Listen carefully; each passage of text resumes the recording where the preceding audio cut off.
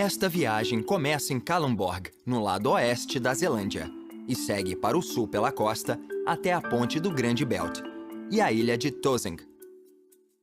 Os destinos seguintes são Odense, ao norte, onde Hans Christian Andersen nasceu, e a oeste, a Jutlândia e Billund, o lugar onde o Lego foi criado. Subindo a costa, a jornada passa pelo Palácio Real em Aarhus e pelo navio histórico em Ebeltoft.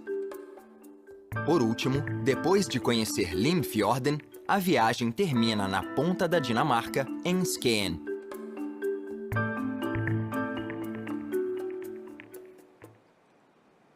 A Dinamarca é composta por aproximadamente 406 ilhas, sendo que 70 são habitadas.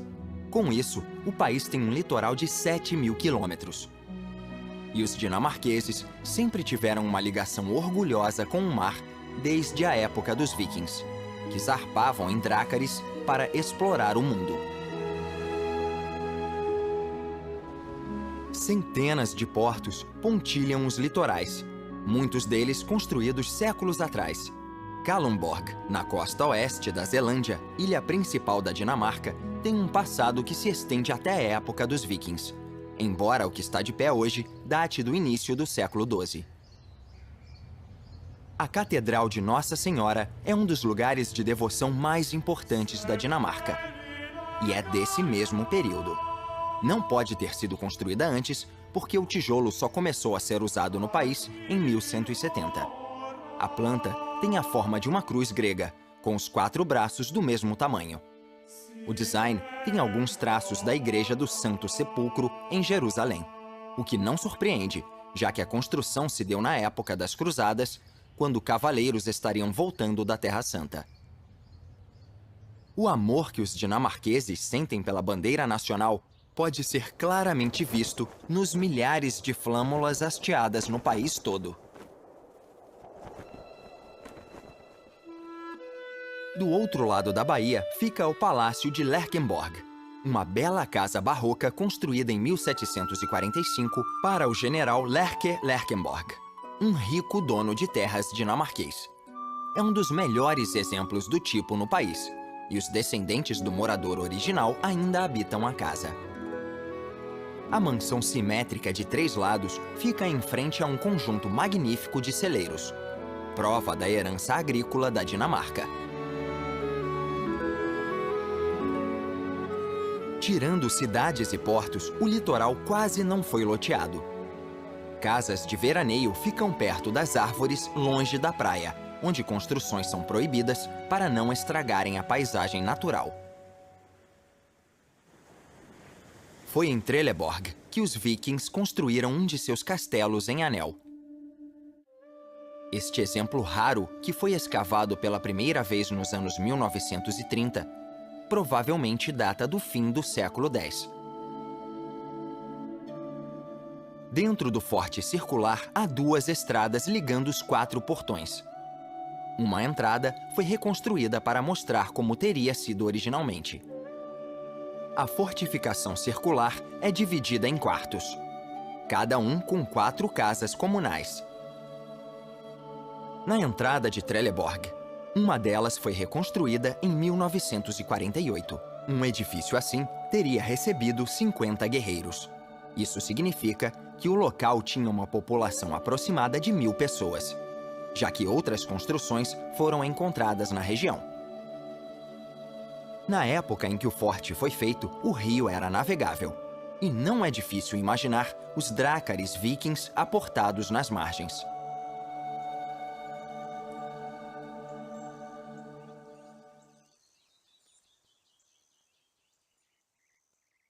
Hoje, apenas pequenas balsas saem dos portos, transportando passageiros e carros entre as ilhas. Para muitas pessoas, é a única conexão com as cidades principais nas ilhas maiores. O mar tem sido a energia vital da Dinamarca há séculos. E navios grandes e pequenos lotam as vias navegáveis do país. Uma das principais é o Grande Belt, que divide as ilhas da Zelândia e de Funen. Em 1997, elas foram ligadas por uma das maiores façanhas de engenharia do mundo: a Ponte do Grande Belt.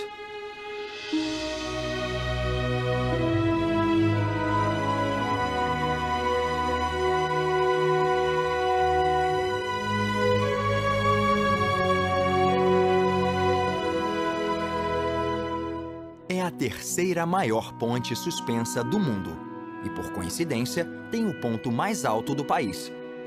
No lado oeste, a ponte fica mais baixa e passa a ter uma faixa ferroviária também. A ligação completa entre as ilhas mede 18 quilômetros. A construção levou 10 anos para ficar pronta e, na época, foi o maior projeto da história da Dinamarca. No meio da ilha fica Sproul, onde a ferrovia se separa da estrada e entra no Túnel Leste, o segundo maior túnel escavado da Europa. A ponte fica a 65 metros acima da água. Então, os maiores navios de cruzeiro do mundo conseguem passar.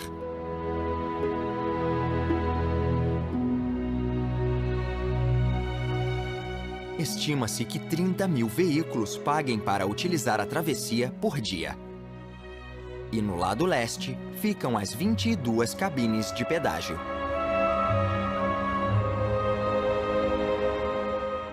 Antes da ponte, quando só havia barcas, só 8 mil veículos atravessavam diariamente.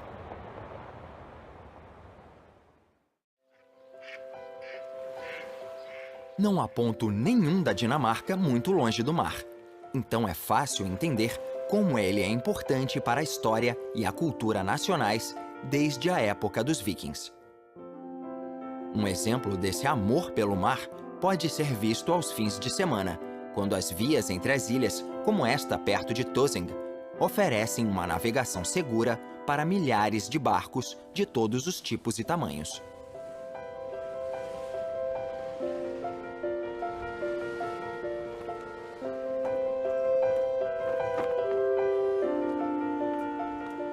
Um dos pontos turísticos de Tøsing é Valdemars Slot. Esta magnífica mansão foi construída no século XVII pelo rei Cristiano IV para Valdemar, seu filho. O regente adorava a arquitetura e deixou um legado de muitos prédios bonitos no país, além de uma montanha de dívidas. Mas Valdemar não pôde morar no castelo, porque foi morto em uma batalha na Polônia pouco depois de a construção ficar pronta. Então o rei deu a casa a um almirante que derrotou a Suécia em um conflito como pagamento pelos navios capturados. Os descendentes do militar ainda moram na casa.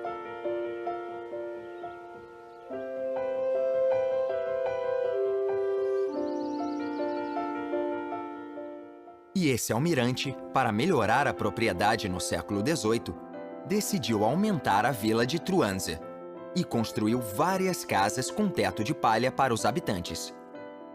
30 casas de enxaimel sobreviveram ao longo dos séculos e agora estão muito protegidas.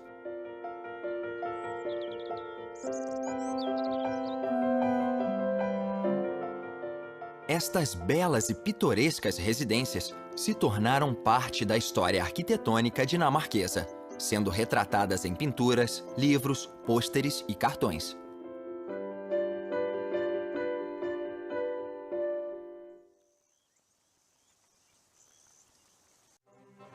De pequenas casas a uma poderosa fortaleza na ilha de Funen, e um dos mais bonitos castelos renascentistas da Europa, Iskall.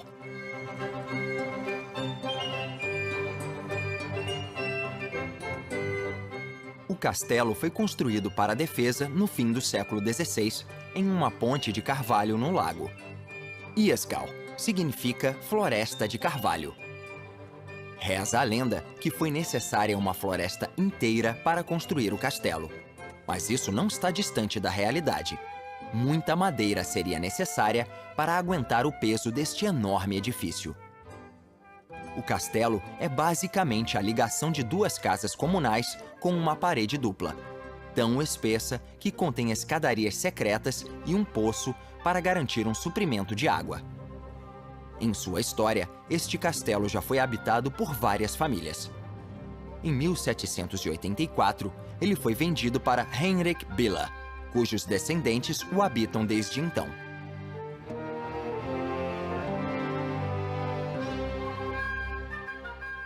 Os jardins foram dispostos em estilo renascentista, incluindo este labirinto circular, e são necessários 15 minutos para chegar ao centro.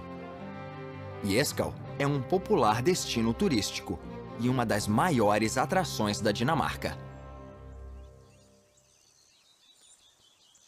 Outro lugar que faz sucesso é o Den Finska Landsby, um museu a céu aberto dedicado a preservar construções comuns dos séculos XVIII e XIX. No início do século XX, muitos edifícios antigos estavam começando a se perder. Então, a criação de um vilarejo histórico seria uma forma de preservar o passado. No início, só havia 8 casas, que foram levadas ao museu e reconstruídas. Agora, o lugar conta com 26. Den Finska Landsby foi fundado pelos dinamarqueses em 1942, durante a ocupação alemã na Segunda Guerra Mundial, como uma forma de lembrar as pessoas de Funen de seu passado e sua cultura. O museu também foi usado para reunir as pessoas e cantar músicas patriotas naqueles dias sombrios de guerra. A cidade principal de Funen é Odense, que com 170 mil pessoas é a terceira maior cidade da Dinamarca. Ela data da época dos vikings e é o repouso final do padroeiro do país, o rei Canuto IV, após seu assassinato em um dos priorados do país em 1086.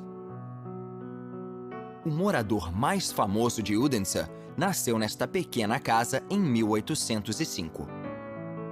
É o escritor infantil cujas histórias viajam o mundo, Hans Christian Andersen. O lugar onde ele nasceu agora é um museu e um centro para as pessoas estudarem seu trabalho. Na década de 1830, ele já tinha se tornado um escritor bem-sucedido e 5 anos depois começou a publicar seus contos de fada. Eles não fizeram sucesso imediato, mas com o passar do tempo foram cada vez mais lidos. Hoje, seu público é de milhões de pessoas. Algumas de suas histórias mais famosas são A Pequena Sereia, O Patinho Feio, A Princesa e a Ervilha, A Rainha da Neve e Polegarzinha.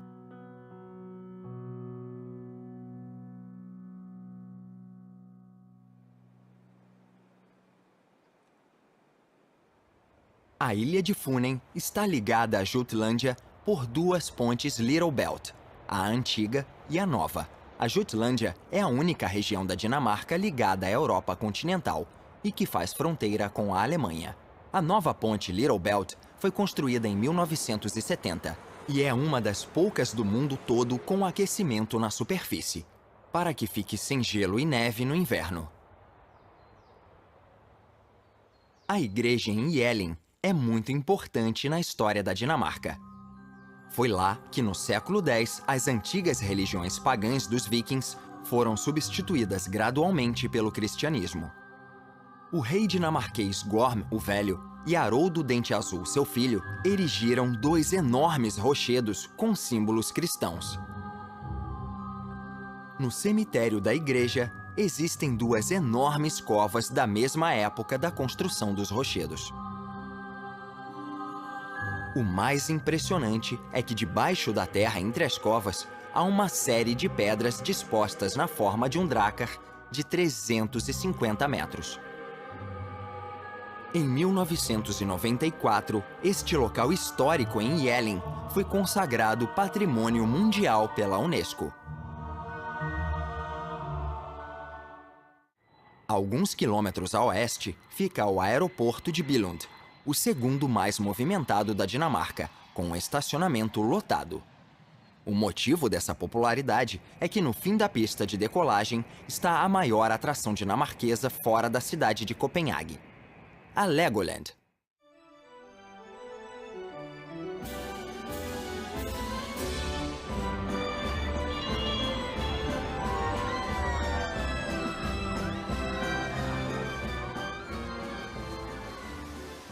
Em 1932, Ole Kirk Christiansen fundou a empresa Lego. Os primeiros brinquedos foram feitos de madeira e os tijolos plásticos usados hoje foram patenteados em 1958.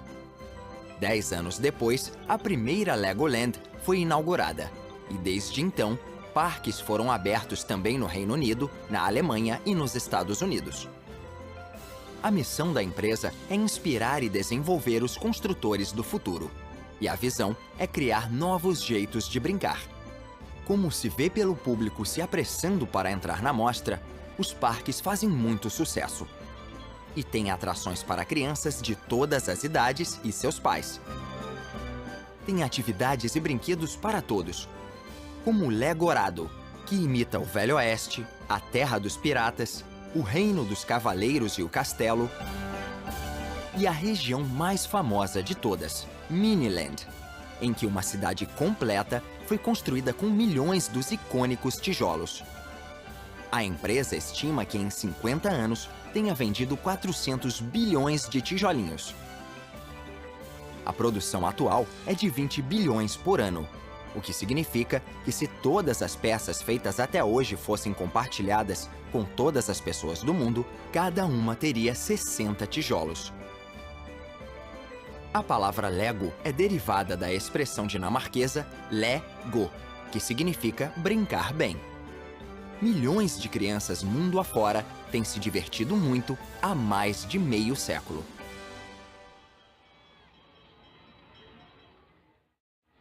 É hora de subir a costa leste da Jutlândia até o Palácio de Marselisborg, a residência de verão da família real dinamarquesa.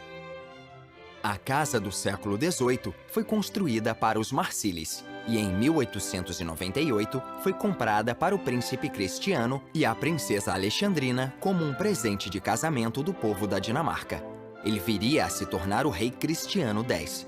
Isso significa que o palácio é propriedade do Reino da Dinamarca e pode ser usado por todos os futuros monarcas.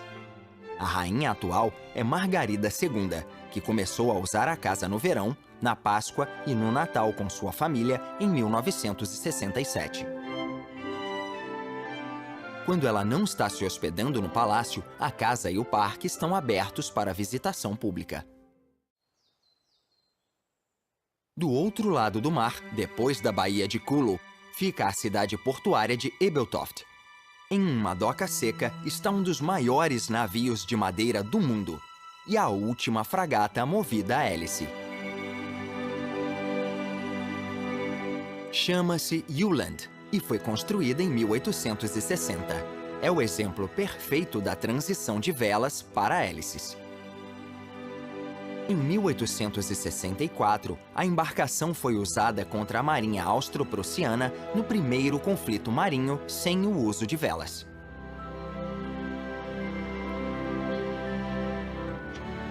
Em 1908, Juland quase foi destruída, mas foi preservada por sua importância histórica. A embarcação só foi levada para Ebeltoft nos anos 1960 a fim de ser restaurada.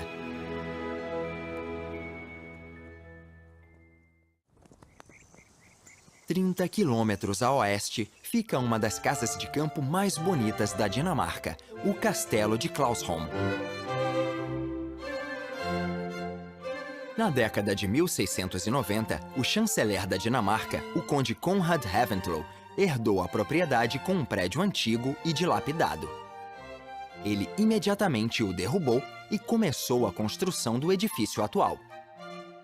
Em seu projeto, ele e a família moravam no térreo, deixando o andar de cima, com quartos maiores e uma decoração mais suntuosa, para os membros da nobreza que fossem visitar.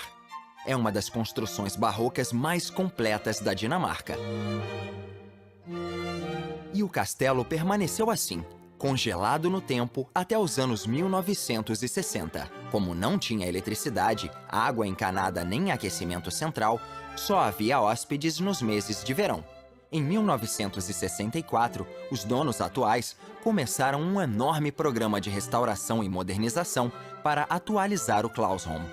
E conseguiram manter o charme e o estilo do século XVIII para os muitos visitantes aproveitarem.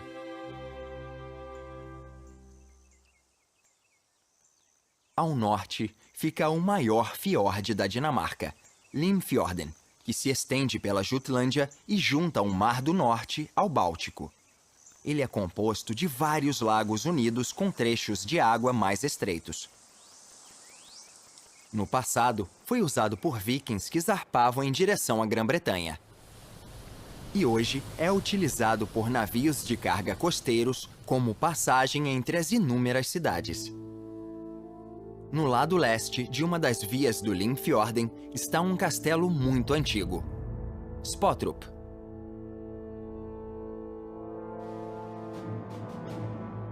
É um dos castelos medievais mais bem preservados da Dinamarca. Foi projetado no início do século XVI, pensando em proteção, não conforto. O fosso duplo e a enorme muralha em volta do castelo transformavam qualquer inimigo que tentasse atravessar em alvo fácil. Após um ataque fracassado, um andar superior, onde os soldados moravam, pegou fogo e não foi substituído. Spottrup foi restaurado à sua forma original nos anos 1940 e inaugurado como um museu.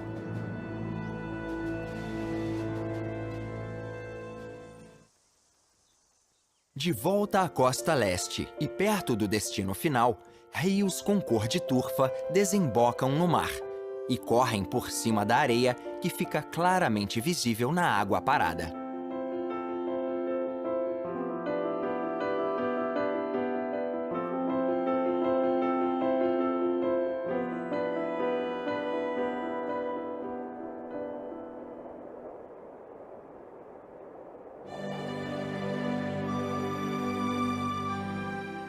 De 4.000 metros de altura, é possível ver toda a península de Skien. Esta faixa de terra é considerada a fronteira entre o Mar do Norte e o Báltico. A região foi apelidada de Terra da Luz por ser o ponto mais ensolarado de toda a Dinamarca.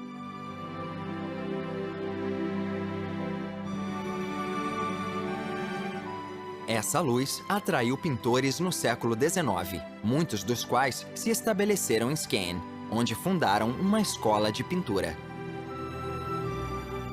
É a cidade mais setentrional da Dinamarca, e a chegada de artistas e visitantes notáveis, como Hans Christian Andersen, fizeram Skien se transformar em uma próspera cidade-resort. O estilo original de casas amarelas com telhados vermelhos foi copiado desde então, quando a cidade começou a se expandir. Foi também no século XIX que as dunas de areia do lado oeste da península foram domadas com a plantação em larga escala de capim, arbustos e abetos. E casas de verão começaram a ser construídas no início do século XX. No início, eram básicas e não tinham eletricidade nem água.